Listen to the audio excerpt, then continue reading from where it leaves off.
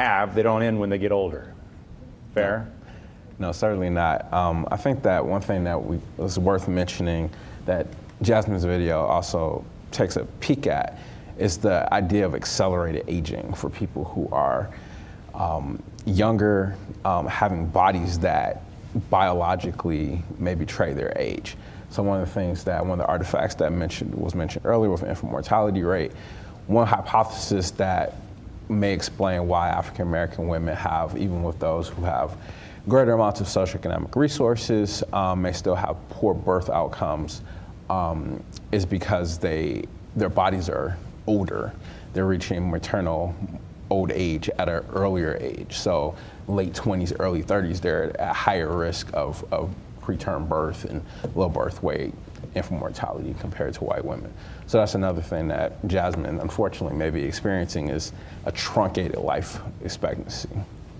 Yeah, I think there's definitely something to be said for the role of chronic disease that'll be played in these types of communities that you'd see with Jasmine.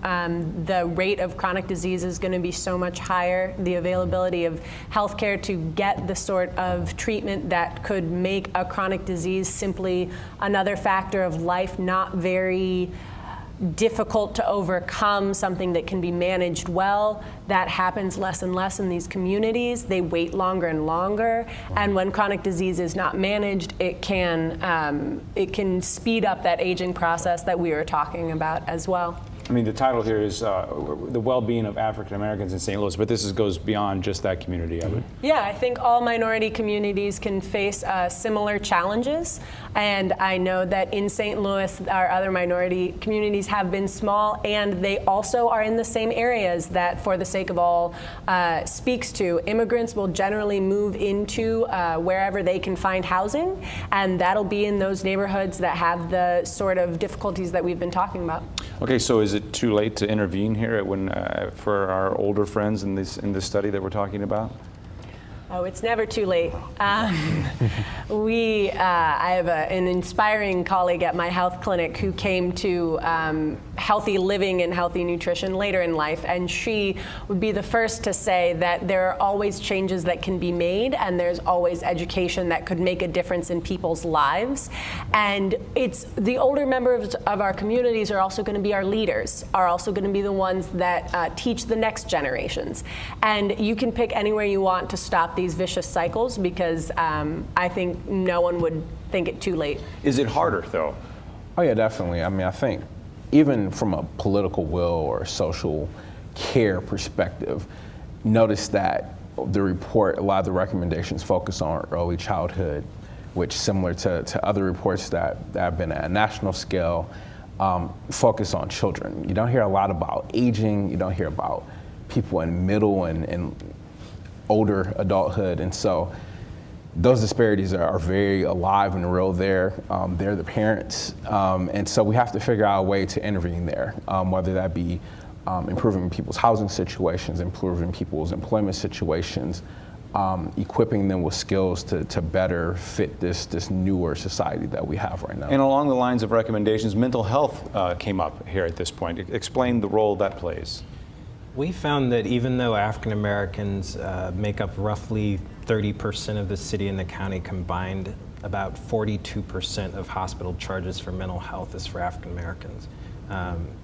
Much more likely to use the ER and to be hospitalized for mental health, which suggests to us, the brief that detailed this was actually Daryl's brief, suggests that there's not enough community mental health, outpatient community mental health access for anyone. And I want to go back to the point about this being across populations. Every one of our recommendations is about everybody.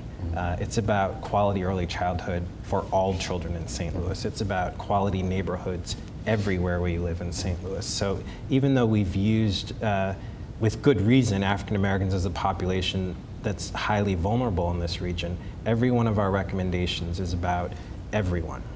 Back to those recommendations. So mental health, you're challenging people to invest in counseling and psychological services, education to change community norms. We've talked about this on this show before, but refresh us. What does that mean? What does that look like? One of the things that we have to think about is stigma. Stigma against mental health. People thinking if you seek out mental health services that you're crazy or there's something wrong with you. And sometimes people who want to help might not have the right training to help someone who has a mental health problem. More so in the African American community? I think it's true across the board. I know we focus obviously on African Americans here, but I would say that it's true certainly across other racial ethnic minority groups, from Latinos, Asian Americans, subpopulation groups.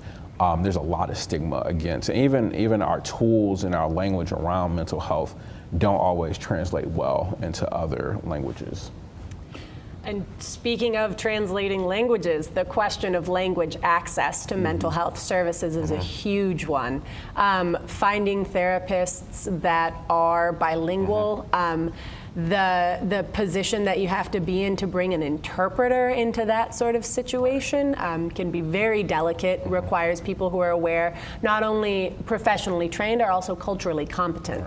And I think that is, honestly, that's all communities. I mean, at CASA, we see people from all communities of the St. Louis region, and it's not just language access, it's not just the newest members of our community that are telling us things like, I come here because people listen to me, people respect me. And so I think there's a lot of work that could be done to get cultural competency for just many communities a little bit higher, especially around mental health. Scale has come up a couple of times here. Where does public policy play a role? Starsky mentioned it a little bit there with the Board of Aldermen. Where else do you see public policy playing a role in this conversation? I think policy is woven throughout all of these recommendations. We inched a little bit forward in terms of early childhood with this last session of the legislature. We had some real gains in terms of early childhood. There's growing parity for coverage of mental health and physical health. The Affordable Care Act has certainly changed the landscape of what healthcare looks like. Policy is woven throughout each one of these recommendations, and there's a role for policymakers to push even further. Specifically on the parity issue there you're talking about with the ACA, the mental health parity. Making healthy behavioral choices easier choices. How do we do that? Sure. Well, that's a big, we call that a big P problem, big policy problem. And so it's easy to talk about we need more readily accessible fresh fruits and vegetables in recreational facilities. That struck a chord with Maya in her video. That was really something that she could relate to there. Yeah, sure. And I think that that's very important. And the true question is, how do we do it?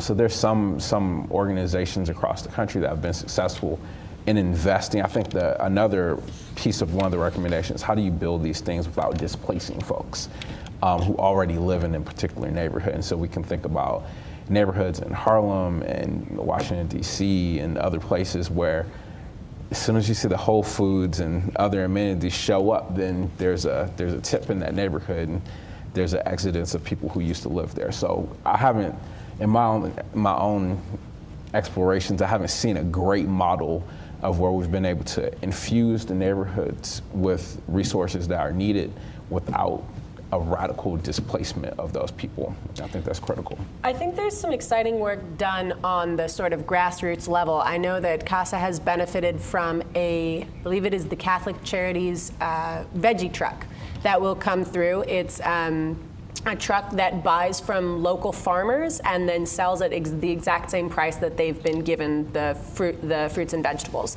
And that's a mobile truck that comes out and will go to various places. And it was stationed at CASA last season every Tuesday for our patients or our community to come by. And that kind of effort is definitely a movement that a community can do to bring these things that they want into their own community. That said, it's a smaller effort. It'll have fewer ripples than a Whole Foods. Let's talk about those ripples in just a second, and on the post show as well. I want to hear more about that. But right now, today is June 19th. Juneteenth. Yeah, so this past weekend we were at a Juneteenth celebration and asked folks what they thought about what's in this study.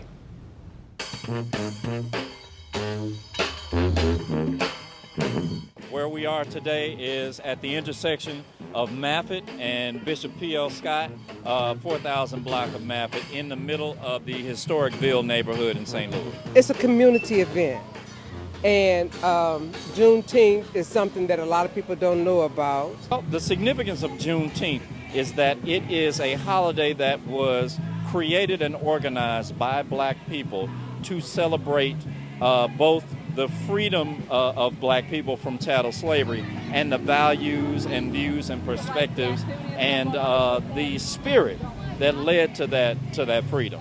Well, first of all, everyone is connected. And so I couldn't see how anyone could not think that having an issue in any community wouldn't affect any outerlying communities around them. There's not enough vegetables and fruit and healthy trees and green space. Once you expand your awareness of what your body needs health-wise, then that expands your awareness to your community. And if your community is unhealthy, how do you begin to heal your community as well? Don't be afraid to open up your mouth and say something to somebody. Ask somebody something, you know. Don't be afraid if somebody approaches you and wants some information. For me as a young mother, it was very hard and stressful. That's when I experienced depression and I experienced, suicidal thoughts. Like I didn't want to go on because it was so much pressure. I was talking to a guy and he was having pains in his legs. And I asked him, why didn't he go see the doctor? And he told me, he said, I knew when I went to see the doctor he was going to prescribe a medicine for me. And I knew I couldn't afford it, so I didn't want to waste his time. We got to get beyond that. More importantly, is lack of resources. Most of these areas don't have a tremendous amount of resources to make the impact. Really, I just feel like, again, building that community, having trust, having genuine relationships with people that care, that have options and that can talk to you, will really help people to open up and be honest about what's not right.